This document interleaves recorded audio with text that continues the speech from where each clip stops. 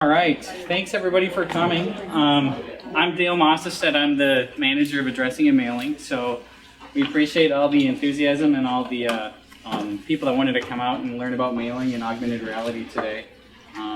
Hence this makeshift space. We have a conference room that seats about 30 and we had to move it in here, which we think is a good thing. So just some things we're going to cover today.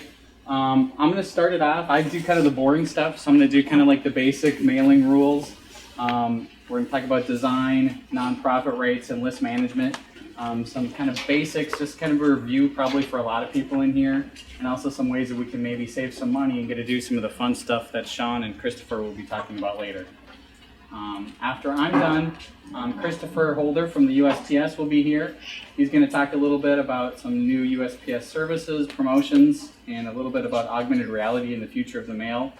There's a really cool thing that happened this year with the US Post Office. For the first time in how many years, like the price, if you've noticed, the stamp price went down. So it's good. And then to wrap it up, Sean Welch from the Manager of Printing Services will be here. And he's going to talk about how to enhance university communications by using some augmented reality. There's some cool samples. If you didn't get a chance to see them before, you can sure walk around and see them afterward. And also some examples of if you saw the postcard that we sent out a couple weeks ago with us. So we're doing kind of some fun, exciting stuff that we want to share with you and have you guys take a look at. At the end of each session, if you have questions and answers, you will definitely be available. You can also ask questions throughout. If you have something, they have questions, raise your hand, we'll stop. I think Christopher's fine with that and Sean as well. So I know we've got a lot to go through, so I'm just gonna keep things moving here. Again, I'm gonna talk some of the basics. And one of the things that we see a lot is always think mailing when you're designing. There's cost differences for missing the different mailing classifications are often more substantial than the paper you choose, the print quality.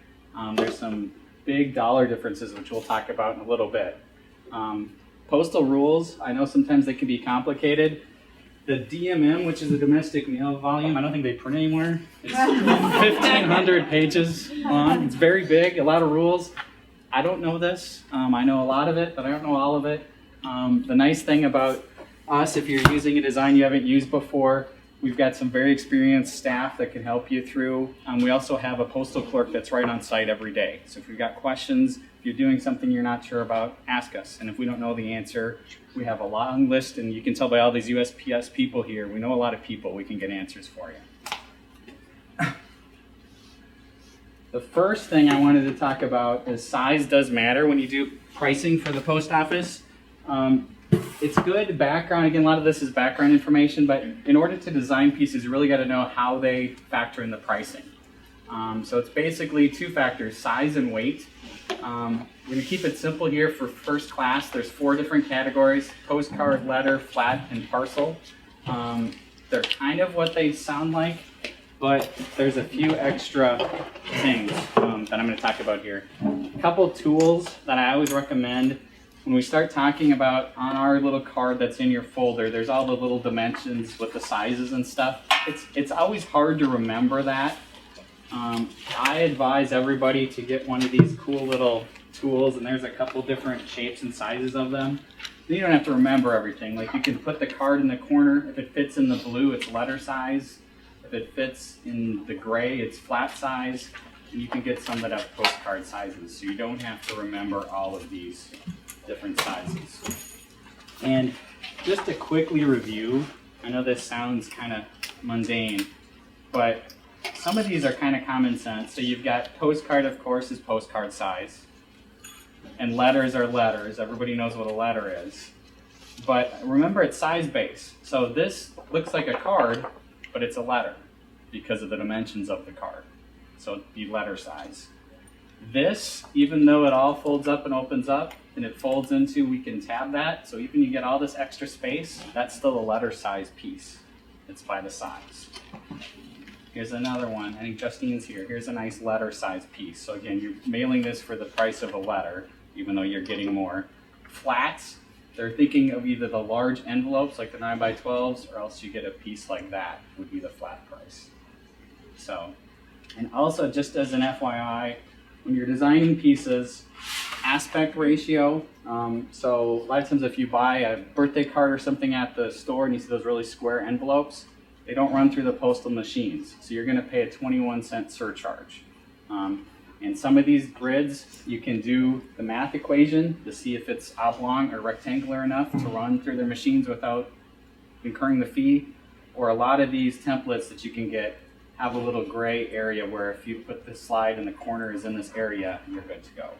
So just kind of keep that in mind as well.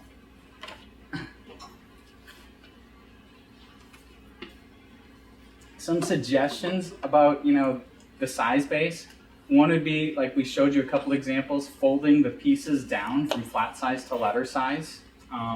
You can sometimes cut your postage. You saw the difference between flat and letter size first class mail, 47 cents, 94 cents. It costs twice as much to mail a flat than a letter. So if you can get that flat to a letter size, you just cut your postage costs in half. Custom order envelopes if needed. Sometimes if you're doing multiple pages and it's hard to do the trifold, get them into a number 10, but if you fold them in half, sometimes you can use 6x9s. Letter size, if you looked at the little grid, is 6 1/8 by 11 1/2. So 6x9s would still be letter size. Orient horizontally instead of vertically.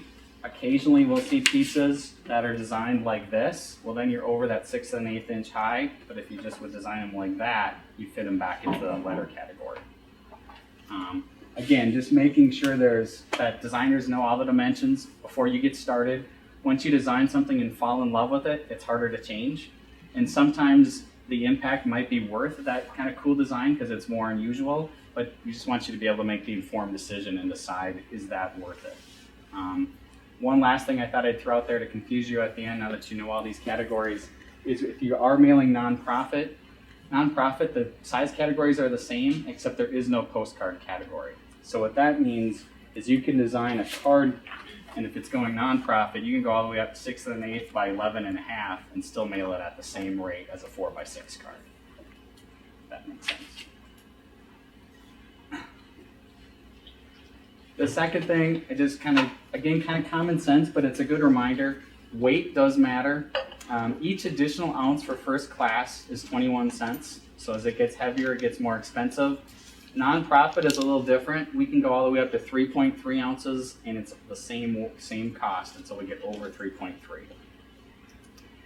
Some suggestions, especially if you're doing multiple pieces, you can weigh them, especially for larger mailings consisting of multiple pages.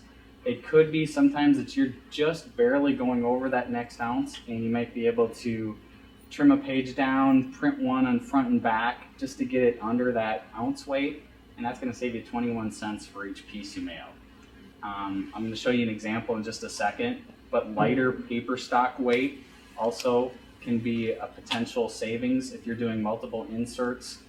Just changing your paper weight sometimes can bring it down again if you are right on that, bridging that 1 ounce to 2 ounce category. Paper stock, I just wanted to put in there, be careful with cards. For postcards, weight's usually not going to be an issue, and if you use the thinner paper on cards, sometimes we run into trouble with the mailing machines. I'm talking more about when you're putting stuff inside of envelopes. Going fast here, but just wanted to get some ideas out there. I always like to throw, I'm just kind of blabbing up here, so I always like to throw some real world examples out here so you can see how this actually makes a difference. We had one a while back where somebody had mailed a job that had multiple inserts into a standard number 10 envelope, and they mailed about 3,500 pieces, and all of a sudden the postage jumped. I'm like, what happened? And we looked into it. Well, this paper weight that they were using for their inserts inside went to a heavier paper, and just for that heavier paper at 3,500 pieces cost them $735 in postage because it kicked it up to that next ounce. And then another one, just with that horizontal vertical orientation, we had somebody who mailed about a 10,000 piece job, and they actually were informed on this, but they wanted it to go like this just for an impact on the mail because it's a very important mailing piece. And that ended up costing them an extra $4,700 because remember, the flat versus first class is going to double the postage. Now there might be times where if it's a very important mailing, you say, that's fine, I just want to hit that impact, I want to hit that home run, and I'll pay extra. Again, there's nothing wrong with those choices, but we want to make sure when you are making them that you're informed and you kind of know, you can kind of weigh the pluses and minuses of that extra postage. Nonprofit versus first class is another really good way to potentially save money. I'm sorry, I skipped this over real quick. The other thing, if you do these templates for the size based, this is a parcel. So again, this is a 9x12 envelope. And if you get one of these fancy ones, it's also, you'll see in there, it's also got a thickness, so this can't slide through the slot. So if they get too thick, then they also get bumped up. So it's not just dimensions. I wanted to point that out. All right. As part of the University of Minnesota, we've got a really cool tool for us, and it's nonprofit postage rates. They are significantly cheaper than first class. They can be at times up to 60% cheaper than first class postage. So it's something that you really need to evaluate and take a look at. I think a lot of people in this room are, but I always like to just let people know about them. Nonprofit mail is basically, it's the same as standard mail, often bulk mail. But again, it's only available to people that are, in the nonprofit world like we are at the university.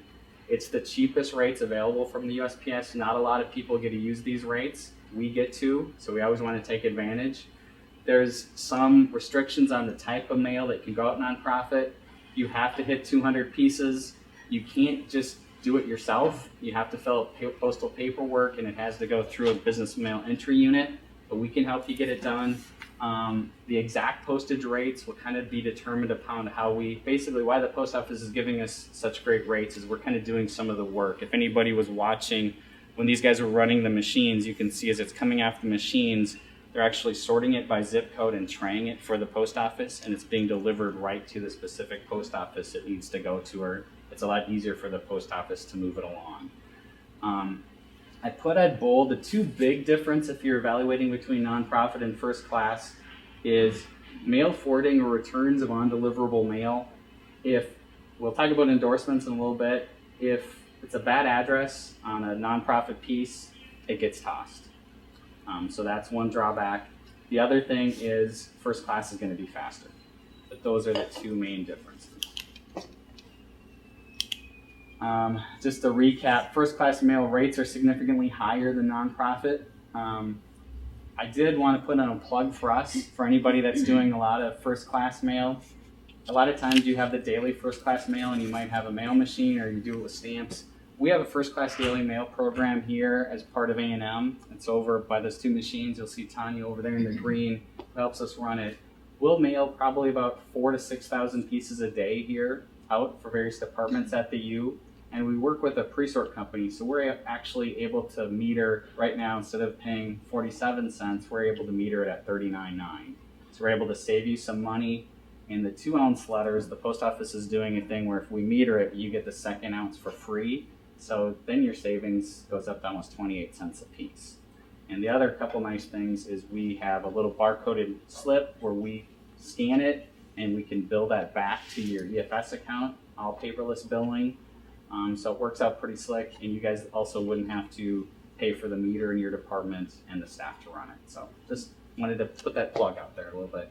But first class mail, again, the two big differences between first class and nonprofit, the faster delivery, you're looking at probably 2 to 4 days, and you're also looking at, with first class, you have some forwarding and return of that mail, which is not included with nonprofit for free. So depending on what you're mailing, there's times where first class, if it has to get there quicker, if it's a prestige mailing, if it's something where you need those forwarded or returned, it does make sense occasionally. But again, we just want you to have the tools, and you understand that if you pick first class over nonprofit, sometimes that can be the biggest decision you have in your mailing to drive costs. That's probably your biggest budget item, which I'm going to show you here in a little bit, especially if you're doing a larger mailing. We're talking, here's one example where university department was mailing 12,500 large cards, so those oversized cards, so they would be letters. First class, if we go full rate, didn't take any discounts on it, you'd be looking at about almost $5,900. Nonprofit, you'd be looking at $2,000. Example 2, This, again, I'm kind of cherry picking these examples a little bit, but you can see, remember, the nonprofit, you get all the way up to 3.3 ounces. So look at the difference on this one. At 10,000 pieces, you got an $11,000 swing. It's over $1 a piece just on the postage savings. So example 3, again, I just like to show you in, sometimes if you see it visually too. So potentially this could be like one of those oversized, this one actually got mailed nonprofit, but I just grabbed it as an example. So it was mailed nonprofit, but hypothetically, if you're gonna mail this first class, this is 47 cents to go out. Whereas this is a nonprofit letter, because again, we got this whole big thing, it's several pages, we fold it down and tab it, it qualifies for the letter rate. This piece got mailed out at about 14 cents a piece in postage. This is 47. And look at the difference in the two. So, again, that's one of your, sometimes it's kind of an afterthought, and sometimes we're taking mailing orders and we ask, is it, you want to mail it first class or nonprofit? And we get that, I don't know. And it's like, but that's one of the main decisions to drive the budget. So take that one real seriously. Like I said, there's times for first class will make sense and you need to use it, but be judicious when you use it. Justine? Is there, for first class versus nonprofit, is that barcode different, or do both of them get that barcode at the bottom? They both would get, so basically the post office, pretty much any piece now you guys are going to barcode. And part of us doing it nonprofit or first class, we will try to barcode stuff ourselves. And when we do it into the mail panel, we have a little bit more control over where that barcode goes. If we can't automate the piece and put the barcode on it, the post office is going to have an OCR scanner on everything, and then they're going to put one of those little stickers on the bottom of it. So, but pretty much any piece now is going to end up with a barcode on it. Good question. All right, flying right along. The other one I just want to mention was list management. It's kind of common sense, but it's vital. Of course, you save printing and mailing costs. If 10-15% of your cards or letters aren't going to be delivered, that's 10 to 15% extra that you're paying. And it also can avoid some embarrassment or appearances of wastefulness. Nobody wants to send out a mailing and have somebody get 4 cards or send it to somebody who's not there anymore. Some of it is probably inevitable, but you want to do all you can to avoid that. The post office says about 4.3 of all mail is undeliverable as addressed. Even with all these new technologies and stuff, I think that was actually, last I saw it, actually upticked a little bit. 17% of people change address annually. So people are moving around. And especially here at the university, we're mailing a lot of stuff to people that are going to be in that under 30 range, and it's over 30% of people that are moving. And if you're doing internal campus mailings, you can just look at your internal department and how many people have moved around in the last couple of years. People are moving all the time. And not good, but 1% of the population dies every year. So people are changing. Just some quick things about how to get a good list on that note. Internal, if you're mailing to campus, we see a lot of them come through human resources management where they can run queries based on, PeopleSoft information. If you do any internal campus mailings, make sure you put a mail code on there and sort it by the mail code. That will greatly enhance the speed of what your mailing is processed if you do an internal mailing for campus mail. University Foundation, I think there's a couple people here, at least registered. They do a great job of maintaining address lists. And they also, we're going to talk about endorsements a little bit. They work with us in the post office. They actually get the change of address information back electronically, and they keep this master database. So they do a fantastic job. You can always inquire them with data lists. There's some outside vendors that provide data lists. It's kind of spooky if you start getting into how they can pin a geographical area, they can pin it to economic, they can really drill down to exactly who you want to target. The USPS on their website has got some good tools, especially for geographical areas, again, where you want to just hit a couple people on a certain block. Probably not as widely used for the university, but we have had a couple where we've opened new buildings and they wanted to send it to people in like a 6 block, around the building, and we can do that through the post office website. It works really slick. And a lot of people maintain their own, which is great too. Just make sure you keep it updated. Question. Yes. For internal, is there gonna be a mail code for the new CSC building? There is a mail code for the new CSC That's building. not out there. Okay. So it's out there. I don't know exactly what it is. I know we worked with the UMP to get one. As of right now, it's got one mail code and then a whole bunch of there's a letter after the 4 digits to let them sort it per floor. Yeah.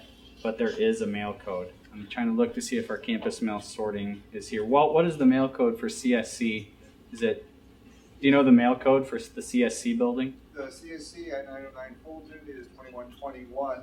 A was the main one, and there's by floor, the subsets. So it's 2121. All right. Just real quick, addressing and mailing. We do not actually supply any mailing lists. We will work with your mailing list. We can clean it, meaning we can dedupe the list. We can validate address with our postal software. For nonprofit mailings, that's one of the things the post office requires us to do, just because they don't want to deal with as many kickouts because it costs them time and money to do that as well. We can check against national change of address records to get those people that have moved. And when we run some of these lists through our software, if you want to see the results, we can always send those back to you. So just inquire when you set that up. All right, mailing endorsements, real quick. I kind of already covered this, but if it's on Deliveroo Mail and it's nonprofit and you don't have an endorsement on it, it gets tossed. If it's first class, they will forward it or return it back to you.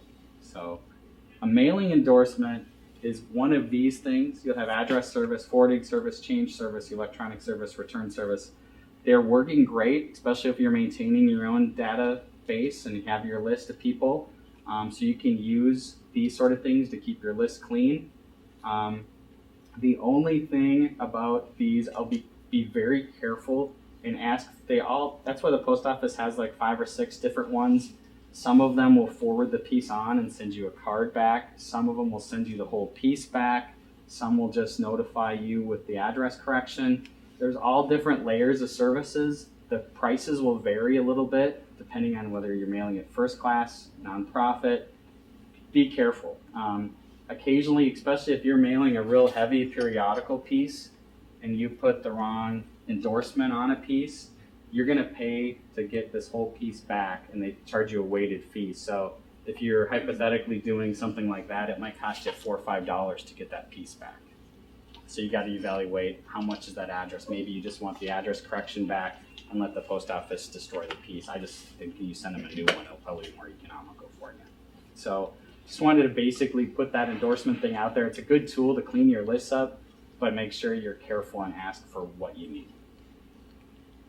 All right, I'm going through. If you've been here before, I always like to end in a quiz just because it's mailing and make sure everybody's been paying attention. So, question 1, this is a piece that Admission did. I really like this piece. It's interesting. It's a 12 by 15 card. So you're going to remember this one when you get it in your mailbox. What category do you think that would mail at? Flat. Flat, yep. So again, even though this looks like a card, you got to go by that size. So this ends up mailing as a flat. This was a nonprofit flat, so I think it ended up mailing at about 29 to 35 cents a piece. So even though they paid the flat rate, which was a little more expensive, it was still cheaper than sending out a first class letter. And you got a lot of impact with this sort of piece. So that's kind of cool. Question 2, I just ran out of number 10 envelopes, but I have some extra 7x10s. So I get this question occasionally too, where, okay, I'm doing a mailing and I'm running these standard number 10s, and I ran out. Can I just put them in the 7x10? What would happen if I did that? They become a flat because they go over 6 inches. So all of a sudden your postage went from 47 cents to 94 cents. If you put them in a 6x9, that'd be fine. That's still a letter. And of course, the 9x12 would bump it up to the flat. The other thing too, most nonprofit mailings, I told you about that quantity of 200, they all have to be the exact same weight. So you have to make sure you use the same envelopes. Question 3, when designing a postcard, is there a price difference between a 4x6 and a 6x9? So if I did a postcard this size or this size, anybody have any answers? I'll give you a hint, you can't be wrong either way. Nonprofit, no. Exactly, yeah. If it's nonprofit, they're gonna be the same rate. If it's first class, then you might wanna consider that postcard category. If mailing nonprofit, what is the price difference between a letter weighing 1.2 ounces and 2.1? So hypothetically, I've got a nonprofit mailing and I've got 4 pages going into this one, it weighs 1.2 ounces. I got 7 pages going into this one, it weighs 2.1. Is there any difference? Yeah, no difference at all. There would be with first class, but not with nonprofit. Because we're listening. I just throw that one out to see if you guys were listening, but clearly you were, so I don't have to go back and do that one again.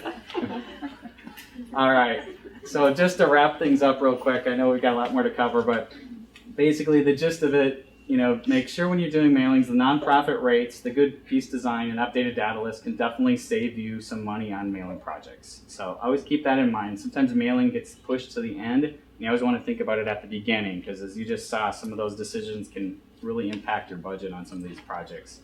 And as Christopher and Sean start talking about augmented reality, you can put some of those savings now back into some of the cool fun stuff that's out there. Also, Addressing and Mailing is here to help you through. We're here for the university community. Like I said, if you're ever designing something that is new, that you haven't done it, it's unusual, you want to kick ideas around, we're here for you. Give us a call. Like I said, we've got some very experienced staff that has probably seen almost everything. We can run it by them, and we have very good network with the post office and a postal clerk on site, so we can get answers for you. So let us know. Just some housekeeping stuff. I know a lot of people came here early. If anybody has any questions or just kind of wants to walk around and see what we can do, we can sure do that. I'll be available afterward, and some of our staff, so if anybody has questions, just come see us afterward. And I talked to Sean. There'll be printing consultants to do quick tours or ask questions afterward, and Christopher and some of the USPS people in back too. This is your time. They're here. If you've got any postal questions, feel free to grill them. Next, I'm just going to introduce Christopher so he can come and start setting up his PowerPoint. After Christopher will be Sean. Any questions?